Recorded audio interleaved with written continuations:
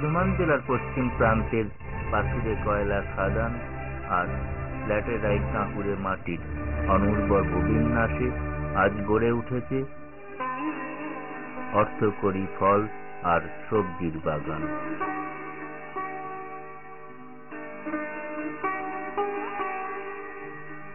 বৃন্দাবনী বহুমুখী প্রকল্প বর্ধমান জেলা পরিষদের সম্পূর্ণ গ্রামীণ স্বরোজগার যোজনার আর্থিক সাহায্যে এবং সালানপুর পঞ্চায়েত সমিতির উদ্যোগে স্বনির্ভর গোষ্ঠী পরিচালিত দুটি উদ্যোগের একটি।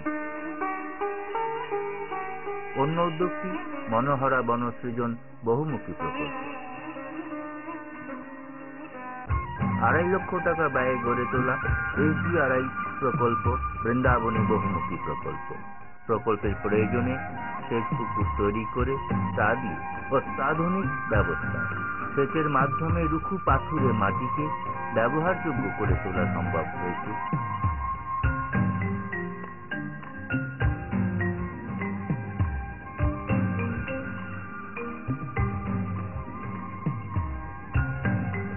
সাথে স্বনির্ভর গোষ্ঠীর সদস্যদের ঐকান্তিক প্রচেষ্টা আর কঠিন পরিশ্রম বৃন্দাবনীর বাগানে ফলছে তরমুজ, কাঁকুর, লঙ্কা, বেগুন।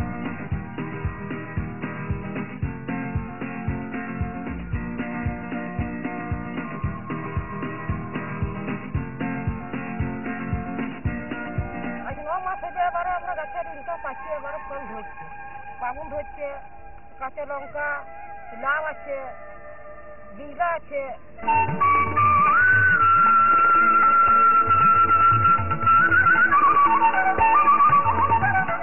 প্রকল্পের 16 বিঘা জমিতে বসানো হয়েছে বিভিন্ন ফলের গাছ।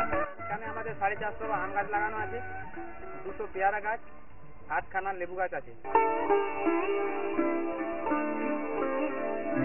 সালানপুরের অন্য প্রান্তে পঞ্চায়েত সমিতির উদ্যোগে মনোহরা বনসৃজন ও বহুমুখী প্রকল্প গড়ে উঠেছে 30 বিঘা জমি নিয়ে। প্রকল্প ব্যয় 4 লক্ষ টাকা।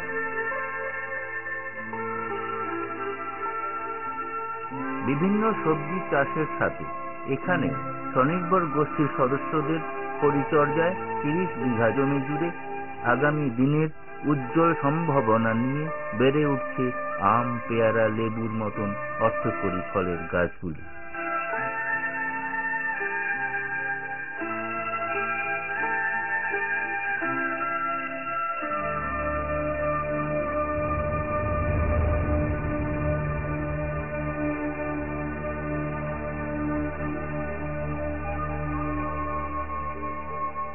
আমাদের ওখানকার মাটিটা ছিল খুব ল্যাটেরাইট, ওখানটায় ল্যাটেরাইট থাকার জন্য আমরা যেটা করেছি 2 ফিট বাই 2 ফিট পিট করেছি।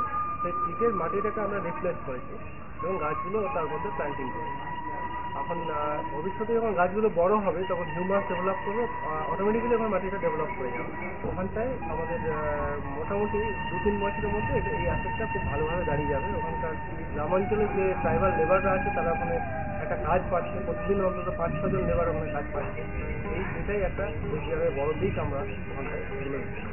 ওখানটাতে আমরা যে গাছগুলো লাগিয়েছি, যে 2 ফিট বাই 2 ফিট গর্ত করে 2 ফিট চওড়া করে ওতে সার এবং জল দেওয়া হচ্ছে।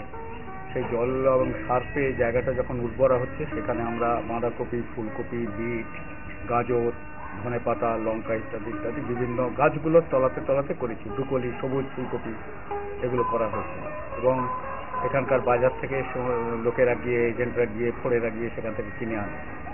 যদিও বাজারে করলে পরে আরও বেশি লাভবান হতো। ওরা 75 ভাগ নেয়, 75 ভাগ পয়সা নেয়, আমাদের 25 ভাগ পয়সা নেয়। এখানকার মানুষের ছেলে মেয়েদের উপর একটা উৎসাহ জেগেছে যে আমরা কিছু করে দেখাতে চাই, আমরা আমাদের উপার্জন করতে চাই, আমরা স্বনির্ভর হতে চাই। এইটাই আমাদের উদ্দেশ্য। আশা করছি এটা সফল হবে আপনাদের সবাইকে।